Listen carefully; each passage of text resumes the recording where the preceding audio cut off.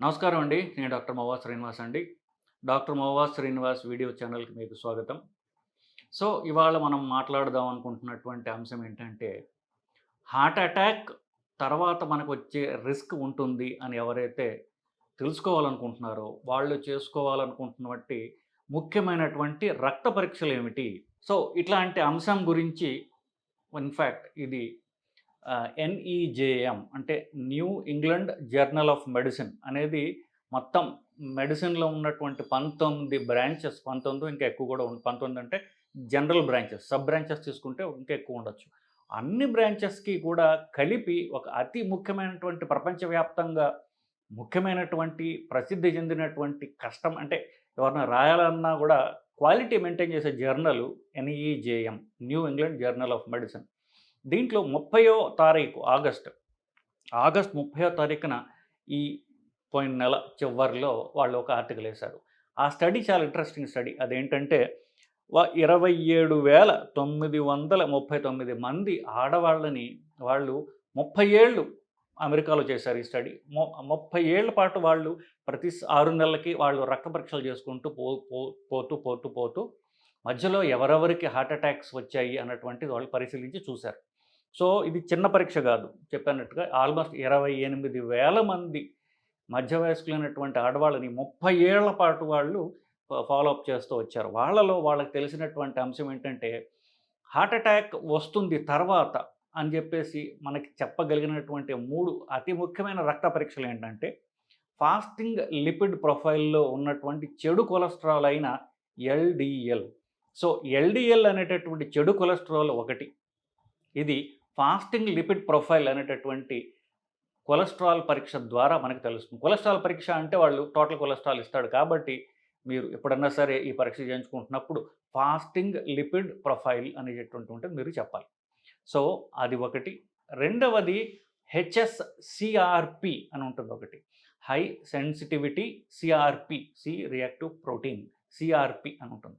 In fact ఈ 2 అంశాల గురించి కూడా నేను అంతకుముందు వేరేగా కూడా వీడియోలు చేయడం అంటూ జరిగింది. నా పాత వీడియోలు కనుక మీరు చూసినట్లయితే దీని గురించి విస్తారంగా వివరించడం జరిగింది. బట్ స్టిల్ ఇప్పుడు చెప్తున్నాను. ఎల్‌డిఎల్ అనేటటువంటి చెడు కొలెస్ట్రాల్, అలాగే హెచ్ఎస్‌సిఆర్‌పి అనేటటువంటి రక్త పరీక్ష, మూడోది లైపోప్రోటీన్ ఏ అనేటటువంటిది ఎల్‌పిఏ అని రాస్తారనమాట. ఇది భారతదేశంలో ఎస్పెషల్ సౌత్ ఏషియాలో అనుకోండి, ఎస్పెషల్లీ భారతదేశంలో హార్ట్ అటాక్ రిస్క్ ఉన్న వాళ్ళల్లో జెనెటిక్‌గా సంక్రమించే వంశపారంపర్యంగా సంక్రమించేటటువంటి రిస్క్‌లో భాగంగా ఎల్‌పిఏ అనేటటువంటిది పెరగడం చూస్తున్నాం. ఇది కూడా ప్రతి చోట కూడా చేసే పరీక్ష. ఈ 3 కూడా ఎక్కడో రీసెర్చ్ ల్యాబొరేటరీస్‌లో పెద్ద ల్యాబొరేటరీస్‌లో చేయాల్సినటువంటి అవసరం లేదు.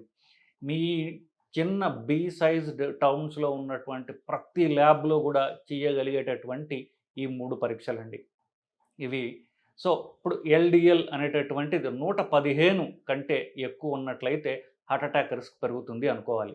ఒకవేళ షుగర్ ఉన్న, strong family history heart attacks అంటే మన పైతరంలో ఎవరికన్నా ఇద్దరు మనుషుల కంటే ఎక్కువ ఎవరికైనా హార్ట్ అటాక్స్ వచ్చినట్లయితే ఎల్‌డిఎల్ అనేటటువంటి చెడు కొలెస్ట్రాల్ 70 లేదా తక్కువలో పెట్టుకోవాలి. ఒకవేళ ఆల్రెడీ హార్ట్ అటాక్ వచ్చినా, ఓసారి స్టంట్ వేసినా, ఇంతకుముందు బైపాస్ ఆపరేషన్ అయ్యి ఉన్నా అది 55 అంతకంటే తక్కువలో ఉండాలి. ఎంత తక్కువ ఉన్నట్లయితే మీకు హార్ట్ అటాక్ రిస్క్ అంత తక్కువ ఉంటుంది. ఎంత ఎక్కువ కాలం మనం మెయింటైన్ చేసుకోగలిగితే అది హార్ట్ అటాక్ రిస్క్ అంత తక్కువ ఉంటుంది.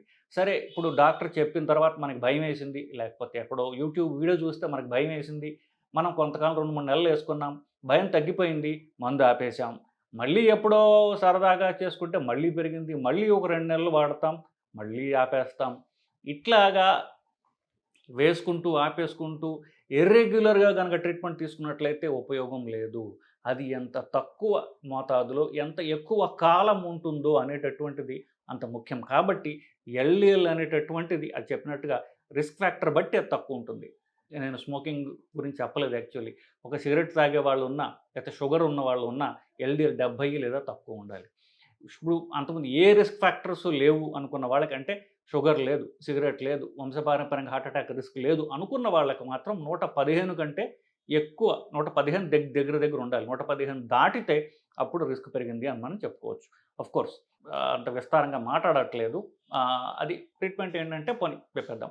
ఒక నెల పాటు కనీసం వాళ్ళకి మందులు అవసరం లేకుండా ఎక్సర్సైజ్, డైట్ మోడిఫికేషన్ సజెస్ట్ చేసి ఇది మీరు చేసుకుని రండి అని చెప్పి మనం చెప్పడం జరుగుతుంది.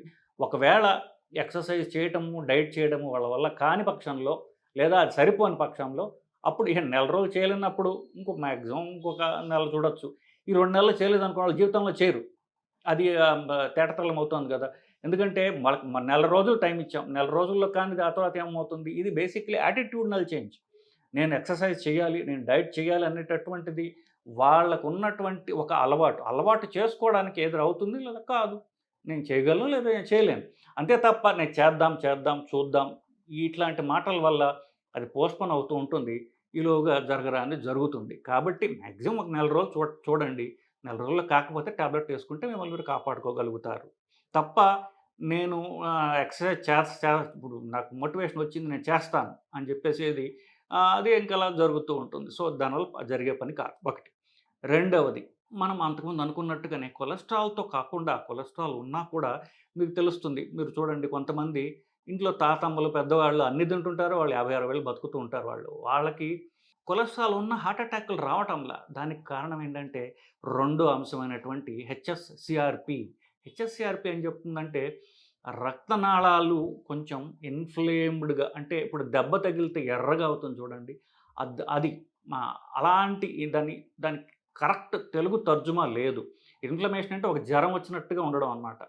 అది మీరు రక్త పరీక్ష చూస్తే కొంచెం ఈఎస్ఆర్ పెరిగుంటుంది. సిఆర్‌పి అనేది పెరిగుంటుంది. సో, ఎప్పుడు కొంతమందికి ఇప్పుడు జ్వరం వచ్చినట్టుగా ఎప్పుడు అలాంటి ఎక్కువ లావుగా ఉన్న వాళ్ళకి ఈ ఒళ్ళు నొప్పులుగా ఉండడం, ఎప్పుడు వీక్‌గా ఏదో జ్వరం వచ్చినట్టుగా అనిపించడం ఇది అలా ఉంటుంది.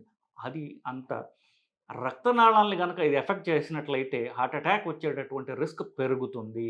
కొలెస్ట్రాలే కాదు, కొలెస్ట్రాల్‌తో పాటుగా ఈ రక్తనాళాలకి సంబంధించినటువంటి ఇన్‌ఫ్లమేషన్ ఉన్నట్లయితే ఇన్ఫెక్షన్ గాదు. ఇన్‌ఫ్లమేషన్ అంటే ఒక రకమైన వాపు లాంటిది అది. దెబ్బ తగిలితే ఎరుపు ఎలా ఎందుకు వస్తుంది? అక్కడ రక్తం వచ్చి దాన్ని రిపేర్ చేయడానికి ట్రై చేస్తూ ఉంటుంది. దాంట్లో ఇన్‌ఫ్లమేషన్ అంటారు బేసికల్లీ. ఇది ఉన్నట్లయితే హార్ట్ అటాక్స్ అనేవి ఎక్కువ వస్తాయి. ఒక రకంగా ఇండైరెక్ట్‌గా స్ట్రెస్ రిలేటెడ్ అని కూడా చెప్పుకోవచ్చు మనం. అంటే ఎప్పుడూ కంటిన్యూస్‌గా స్ట్రెస్‌లో ఎవరైతే ఉంటారో మానసికంగా వాళ్ళకి గూడా ఇది కొంచెం ఎక్కువ ఉండే అవకాశం ఉంది గానీ, దీన్ని ఎందుకు పెరుగుతుంది అనేది చెప్పడం కష్టం. ఇన్‌ఫ్లమేషన్ అనేది మనుషుల్లో ఉంటుంది.